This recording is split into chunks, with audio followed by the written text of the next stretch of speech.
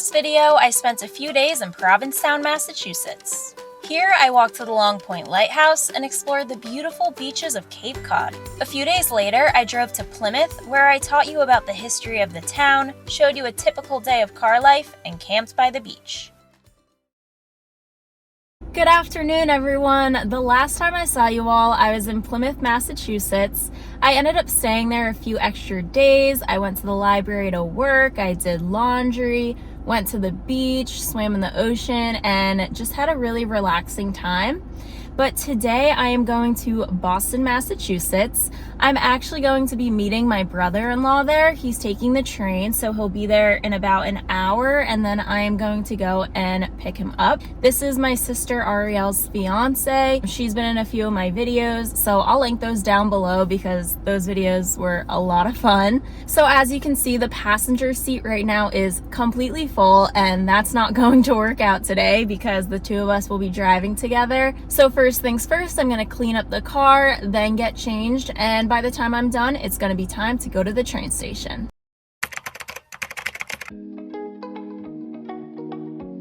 Right now, the back is really clean. I'm good at keeping it organized back here, but we have to move the fridge and the power station to the back.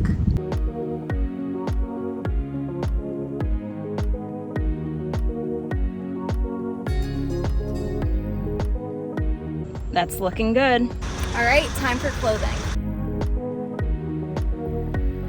Going inside to change. I wore this when I was in New York City, so I think it's my city shirt. I've worn these at least like 5 times, so they're finally going in the laundry. All changed up, now it's time to do my hair. Voila, it's a braid kind of day. What else is new? Actually, I tried cutting my hair the other day with just some scissors I had in my car, and I did an awful job. It is so uneven now, so I'm just gonna let it grow out a little bit because I do not feel like going to a salon. But I was right, all of that took an hour, so now it is time to go and pick John up from the train station.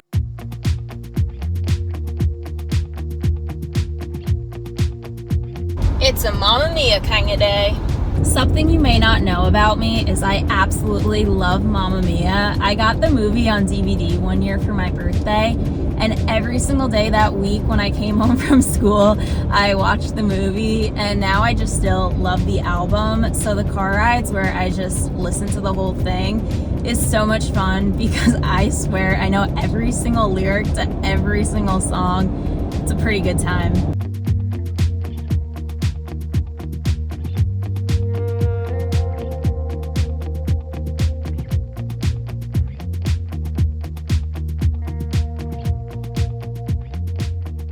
Hi, John. Hey, how's it going? So I just got John from the train station, and now we're gonna go to the observation deck to see the full view of Boston. We're over here, but we want to cross the street and get over to this side. We are going up there.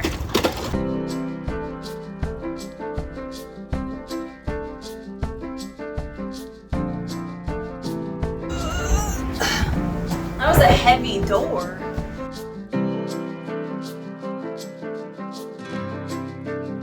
Whoa! Cool views. Insane. It's crazy.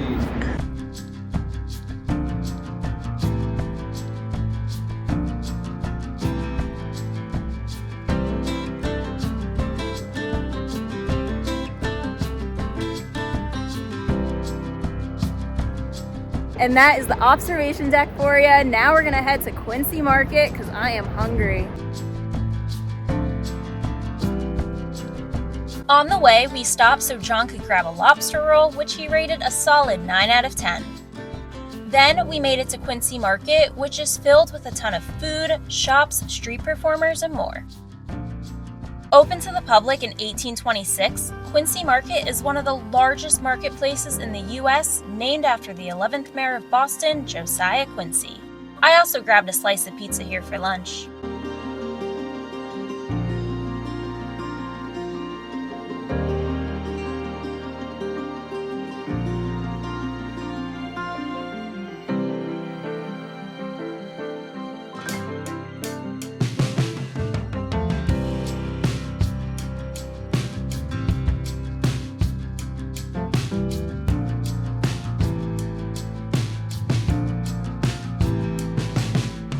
Finally, we headed to the Boston Harbor, which was a major trading port for the English colonies during the 16 and 1700s.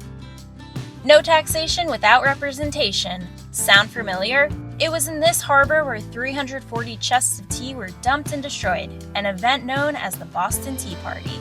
As always, more information linked in my description. We went back to my car, drove to Salem, had the best tacos of my life for dinner. That is so good. What do you rate it? Are we sure there's no meat in this? It's like suspiciously good. 10. Really? So good. And went to bed. John slept in his friend's house, and I was invited in, but instead I slept in the driveway. Good morning, everyone. Last night's sleep was so needed. The past few nights where I was staying, it was really, really loud, but it was pretty quiet in this driveway. Also, staying in a driveway is super convenient because all of my things are in my car, but now I get to go inside to make some coffee and get ready for the day. Today, I am going to be exploring Salem, Massachusetts, so let's go inside to get ready and see if John wants to join for any of it.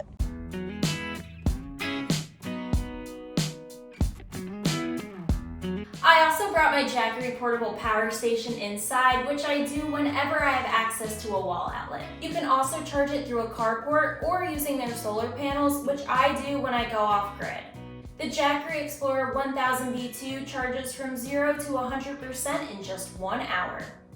When I first moved into my RAV4, I didn't have a power station, so whenever I needed to charge my devices, I would have to go to a coffee shop or a library, and I also had to use a cooler for my food because I didn't have anything to power a fridge. Now I use my Jackery to charge my laptop, phone, and other devices, which is so important because I work on the road. I also use it to power my fridge and stove, which has made cooking so easy. Having my Jackery on the road is a game changer, and I can't believe I didn't have one right from the start. If you want a Jackery for yourself, you can use the link in my description. All right, let's go get ready for the day. I went inside to get ready, and John said he's gonna join me for the day, so I'm super excited because the two of us are gonna explore Salem together. He's just finishing up getting ready, and then the two of us are gonna walk 15 minutes into town. There's a few places I wanna check out today, so I think it'll be a lot of fun. And side note, Salem is very festive during Halloween time, so if you want that full experience, I recommend coming September, October. Right now, it's the last week of August, which is nice though, because that means it won't be as crowded. Good morning, John. Good morning.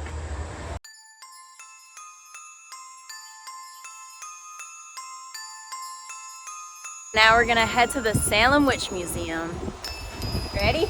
Ready. Let's go.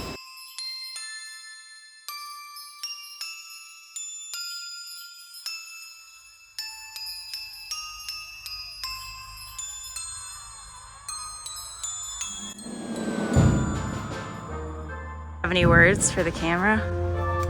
I'm scared. You're scared? I'm scared. Same. To the good folk of Salem in 1692, the devil and witchcraft were realities. The Salem Witch Trials was a time of hysteria in Salem, Massachusetts. It started in January of 1692 when two girls, Betty and Abigail, became ill and were not getting any better. Eventually, they were examined by Dr. William Griggs, and he said that their sickness was caused by bewitchment. Betty and Abigail accused Tituba, a slave, of this witchcraft. Tituba may have been the first person to be accused of witchcraft, but she was definitely not the last. As more townspeople were getting sick, more were also getting accused of practicing witchcraft. By the end of May of 1693, over 200 people were accused and 20 were executed. Back then, people were sure that the illness of affecting so many townspeople was caused by witches.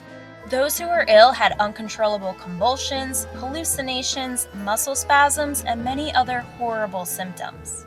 Today, toxologists and historians believe that these symptoms were actually caused by ergot, a fungal disease found in rye. During this time, people in Salem consumed large quantities of rye, which was most likely contaminated. I really enjoyed that museum. Once I got in there, I actually realized that I have been there before. So you liked it? I thought it was a lot of fun. It was very interesting, a lot of history. It was cool. I'd recommend it. Yeah, it was very informational. informative. It was informative. Right near the Witch Museum is Salem Willows Park. Now John is a little under the weather today, so he's sitting on one of the benches while I just walk around the park because, as usual, whenever I go to a new city or town, I want to see as much as I can in the day. So hopefully he feels better soon, but he's really been pulling through so that he can do as much as he can today. I think this is a great afternoon spot to walk around, enjoy the outdoors, and even to have a picnic. There's a walking path, the Salem Column Bandstand, beautiful greenery, a playground, basketball court, and the Washington Arch. After the park, we checked out some other well-known places in Salem, starting with the House of the Seven Gables. The House of the Seven Gables is a colonial mansion built in 1668. It was made famous by Nathaniel Hawthorne's 1851 novel, The House of the Seven Gables.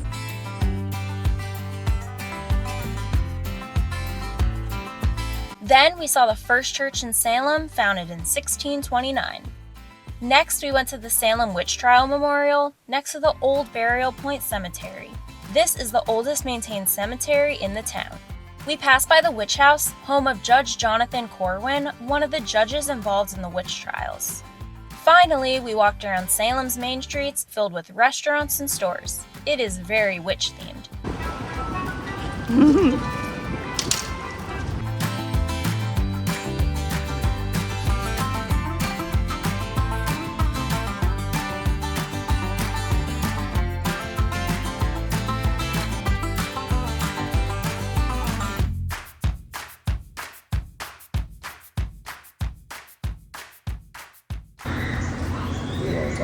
I don't know. What do you want to talk about? What are your thoughts on Salem? I'll say like the history is fascinating. It's very interesting. The stories being told, because I think a lot of it's actually speculation. Yeah. Like there is a lot of history, and then it's kind of like people's interpretation based off of the facts that we do know, and they kind of fill in the blanks with their own stories. But I guess kind of regardless, the stories themselves are interesting. What was your favorite Halloween costume as a kid? Does it have to be as a kid? No, it could be any Halloween I still costume. feel like I'm a kid. I have a lot of gray hair now. This was last year, so I had like my guitar and I was Eddie from Stranger Things. That's when we were like, I was in the city with Ariel. That was pretty cool. I liked it. The weirdest was when I was like 7. I was a laundry basket. I don't even understand. I was just a laundry basket. If you are going trick-or-treating, what are you excited to put in that basket, and what are you like, no, absolutely. Okay. I do like Milky Way, but then again, 100 Grand, that's super good too. That's like kind of like a sleeper that people forget about. Reese's. Oh yeah. 100% of Reese's. All right. Now what?